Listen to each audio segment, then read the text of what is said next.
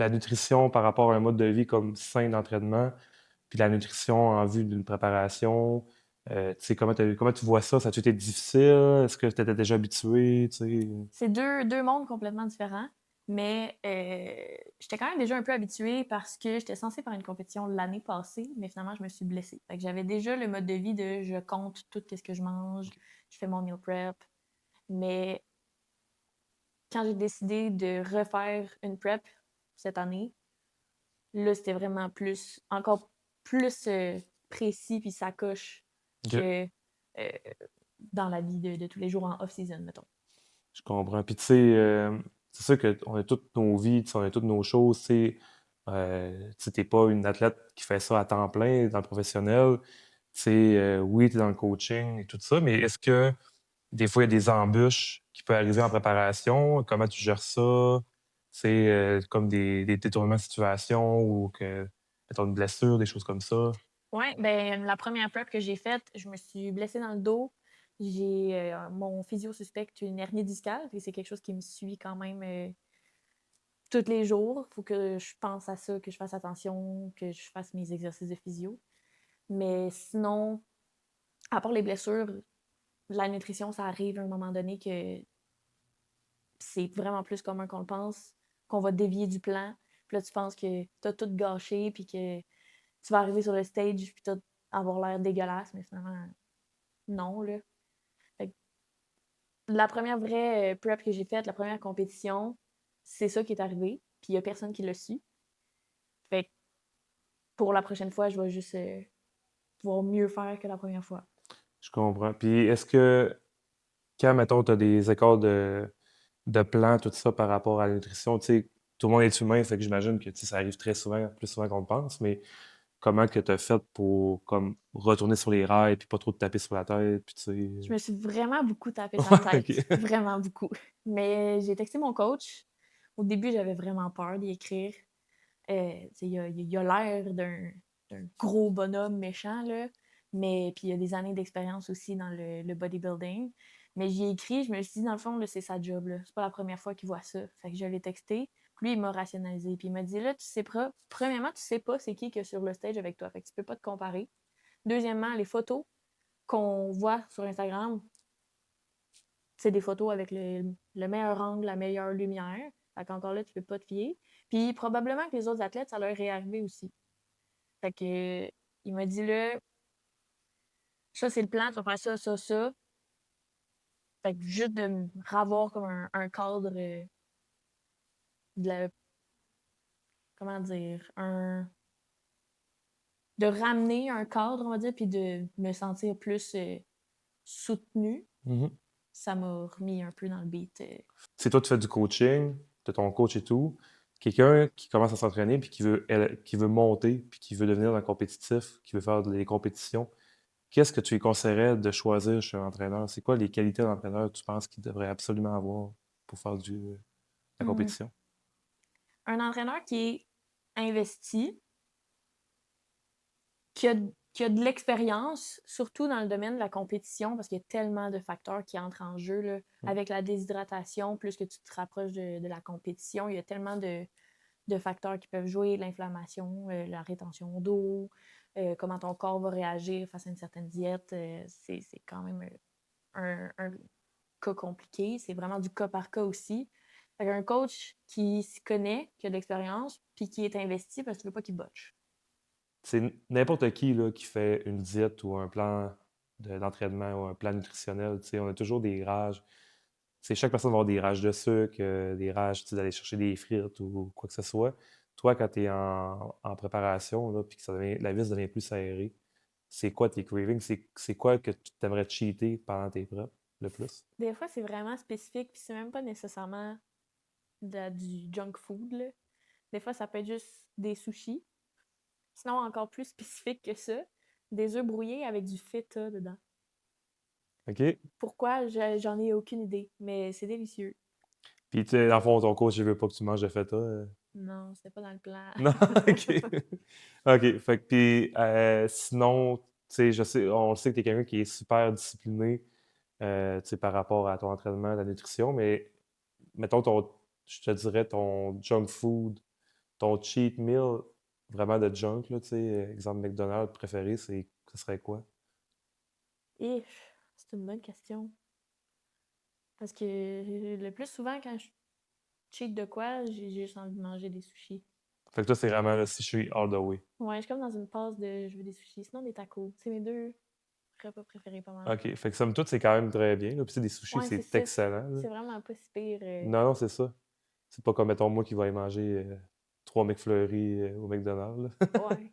OK. Puis, Mais ça peut arriver des fois, mais comme en général, étant donné que ta vie est vraiment, tu sais, orientée sur ton fitness, tu sais, t'as comme pas les... C'est pas tes habitudes tout court, tu sais. ouais. Mais je sais pas, même avant ça, je OK. suis vraiment une grande fan de sushis. Fait que je veux juste plein de sushis. OK, c'est correct. Je comprends. Mais tu penses que ton coach, à un moment donné, il va t'en mettre... il t'en met-tu en off-season des fois, ou est-ce qu'il t'en permet? Il me permet un cheat par semaine. Puis à OK. ma dernière prep, j'ai eu 2 refeeds, dont un qui était des sushis avec un shake de protéines parce qu'il n'y avait pas assez de protéines dans mes sushis. OK. Puis l'autre, c'était un burger du IW. OK. OK. Ouais. Je comprends. Puis, tu sais, là, on parle beaucoup de nutrition et tout. Puis, tu sais, on le sait que dans le fitness, tu sais, dans tout ce qui est, tu sais, gym et tout, c'est super important, la nutrition. Mais, tu sais, toi, en tant que coach et athlète, tu sais, qu'est-ce que tu penses que serait la chose la plus proche côté importance de la nutrition? C'est quand même underrated, je pense. Mais le sommeil, c'est sûr. Mais aussi l'intensité que tu mets dans le gym. OK. Tout le monde le sait, il faut que tu ailles au gym, mais c'est rare les gens qui vont vraiment se rendre à l'échec quand Hmm. ils vont s'entraîner. Ils vont penser qu'ils sont à l'échec, mais non. Tu en as encore une coupe de reps. Fait que tu penses vraiment que, tu sais, souvent, c'est que les gens, ils vont aller au gym à 75% d'efficacité Ouais, c'est ça. quand ils ont le potentiel d'aller à 100%, puis de... Ouais. Fait que vraiment maximiser chaque entraînement, surtout en prep, parce que des fois, on peut venir plus fatigué, puis tout Ouais. ça, là. Ouais. Puis ça dépend des catégories aussi, mais si on parle de wellness qui est beaucoup axé sur les jambes, c'est des gros muscles, ou même figure, tu sais, c'est beaucoup axé sur la prise de masse musculaire. C'est ton corps est vraiment plus puissant que tu le penses. Puis même si tu penses que tu n'as plus de reps en réserve, tu es capable d'en rentrer une ou deux de plus. Mais la majorité des gens ne vont pas se rendre là. Puis ça, j'imagine que c'est comme quelque chose que tu dis toujours pendant que tu fais tes reps qui t'aide à pousser au maximum tout le temps. Tu le sais en dedans de toi qu'il y en a toujours un peu plus. Ouais. OK. Moi, tant que mes jambes ou tant que je suis encore capable de lever la charge, je continue. Fait que ça qui fait que tu as du succès puis que ça va bien aussi. Puis... Ouais. Ah, c'est super. Puis, tu sais, j'en parlais tantôt, mais tu sais, en préparation physique, on sait comment que ça marche. Mais tu sais, plus que ça va, moins qu'il y a de calories, moins qu'il y a de ci, moins qu'il y a de ça. Tu sais, même qu'il y a un moment que, tu peux me corriger si je me trompe, mais tu sais, même que la caféine peut être coupée. Ouais. Comment que tu réussis mentalement à avoir une résilience puis à pousser au max chaque entraînement, même quand tu es à 2, 3 weeks out? Faut que tu penses à ton objectif puis au pourquoi tu fais ça. Mais ce qui m'a vraiment le plus aidé, c'est la communauté du OK? bodybuilding. Il n'y a pas beaucoup de gens, en tout cas à Sherbrooke, que je connaissais qui en faisaient, mais à travers les réseaux sociaux, j'ai rencontré plein de gens qui m'ont dit qu'ils allaient faire la même compétition que moi ou qui ont déjà fait une compétition. Fait que juste d'être bien entouré, même s'ils n'étaient pas physiquement proches de moi, ça a fait toute la différence. Fait que vraiment, tu sais, c'est comme avoir une petite poussée tout le temps, avoir une communauté derrière de toi, tu sais, qui sait Ouais. c'est quoi, qui te soutient, qui sont toujours proches si jamais tu as des questions ou... Ouais, c'est ça. Puis il y a un de mes meilleurs amis qui est entraîneur qui a amené une autre de mes amies en compétition. Fait que je pouvais lui parler de tous les problèmes que j'avais ou de qu'est-ce qui me faisait peur. Fait que lui, il avait les réponses comme entraîneur, mais il me répondait plus comme ami. OK, Fait OK. c'était comme le parfait mix de je peux y dire n'importe quoi parce que c'est pas mon coach puis j'ai pas peur qu'il me juge, Mhm. mais il y a quand même les connaissances d'un entraîneur. Et ça l'a vraiment beaucoup aidé. Juste aussi passer le temps, des fois. Juste, on faisait rien, mais Je on comprends. buvait de l'eau pétillante. Juste avoir des moments. Puis, tu sais, tantôt, tu me parlais, tu sais, d'objectifs, tout ça. Ouais. Tes objectifs en tant qu'athlète dans le futur, en ce moment, ça ressemble à quoi? C'est sûr que j'aimerais ça refaire une compétition. Je m'étais déjà bien classée, mais je vise encore plus haut. OK. J'aimerais ça aller aux nationaux, puis je m'attends pas à gagner quoi que ce soit aux nationaux, mais c'est juste de vivre l'expérience.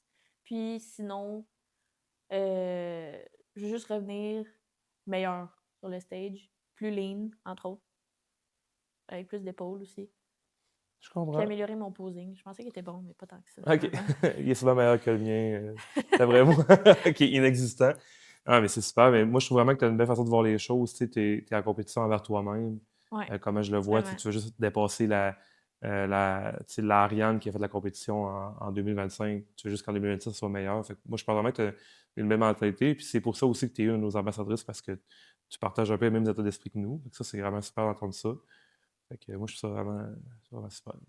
Pour les gens qui ne te connaissaient pas encore sur tes réseaux sociaux, tu sais, tu es entraîneur et athlète, qu'est-ce qu'ils peuvent s'attendre à voir, tu sais, que tu partages comme contenu, etc. C'est quoi, en gros, que tu fais le plus? Ben, mon Instagram, principalement, c'est là que je suis le plus active. C'est beaucoup du lifestyle. Puis, comme tu dis, vu que je m'entraîne, que j'ai envie de faire une autre compétition, puis que je suis coach, pas mal juste du contenu d'entraînement, de gym, un petit peu de nutrition aussi. Un Des peu. petits trucs des petits trucs par-ci par-là, tu sais, des Ouais, c'est ça. trainings que tu fais, que tu trouves qui sont intéressants, tout ça. Ouais, OK? exactement. Puis j'essaie de rester le plus authentique Ouais. possible. J'ai comme une petite série de reviews d'energy drinks. Puis là, tout le monde commence à savoir que les Alani aux pêches, c'est mes préférés. Fait que je suis allée jusqu'au bout des choses. Je me suis fait tatouer une Alani aux pêches Ben sur le non, bras. ah ouais? Ouais, Ah ouais, c'est bien hot. ouais. Que t'es vraiment une fan, là. Ah ouais, moi, c'est. Tu sais, quand on note de 1 à 10 comment t'aimes ta boisson énergisante, mettons, ben 10, c'est Alani aux pêches, là. OK, c'est du sérieux. Ouais, je l'ai jamais détrôné encore. Là, à l'année, il faut que vous sponsor ça, là, ça n'a pas de sens, là. Ah, c'est bien cool. Fait que, tu sais, beaucoup, vraiment, c'est ton lifestyle, tu sais, vraiment toutes les sphères de ta vie, Ouais, là. c'est ça. C'est autant tes energy drinks que les trainings que t'aimes, tout ça. Ouais, Fait que, ce que j'ai tendance à dire, quelqu'un qui commence dans le fitness, wellness, figure surtout, ouais, c'est qui, ça pourrait vraiment être, ça pourrait être motivant et inspirant, dans le fond, de s'abonner à toi puis de voir ton contenu, right? ouais, c'est sûr que je suis plus axée dans côté wellness puis figure que bikini ou comme la nouvelle catégorie, le fit model. Mhm. Euh, mais il y a un peu de tout quand même. J'essaie de rester le plus authentique possible, que le monde voit ma vraie personnalité, là. Ah, c'est super. Ouais, que dans la vraie vie, puis sur les réseaux, je suis pas pareil. Je comprends, c'est vraiment ça. Le domaine du coaching, c'est un domaine qui est assez vaste. Il y a beaucoup d'entraîneurs, tu sais, au Québec et tout ça. Quelqu'un qui te contacterait pour autant prendre sa vie en main que de faire une compétition à haut niveau, qu'est-ce que la personne peut s'attendre de toi en tant que coach et mentor? Euh, des suivis assez réguliers, puis un juste milieu entre je suis compréhensive, puis je vais te supporter, mais je vais aussi te pousser dans le cul pour que tu suives les plans. Je comprends. Fait que, Ouais, tu sais, quelqu'un d'autoritaire, mais de compréhensif en même temps, de humain, tu sais, une balance des deux. Tu sais. Pas trop à exact, gauche, pas trop à droite, c'est juste vraiment bien exactement. centré. Puis, C'est ça. Je pense que la job d'entraîneur, c'est quand même vague dans un sens. Parce que tu fais un peu le psychologue en même temps. Tu sais, le monde va te parler de leurs problèmes, puis tu es là pour les écouter, puis ça va jouer sur ta programmation de plan d'entraînement. Tu sais, juste leur niveau de stress, ça peut tout changer. Comment tu vas planifier leurs entraînements, leur bouffe, puis tout ça. Fait que je comprends. on est à l'écoute, mais en même temps, à un moment donné, faut que tu fasses la job aussi. Fait qu'on on pousse. Fait que c'est vraiment de miser sur un mélange des deux. Tu sais, que tu es une personne qui va être à l'écoute, compréhensive, mais en même temps, tu vas être aussi rester l'entraîneur, la personne qui dirige. Puis que, Ouais, exactement. super, je comprends.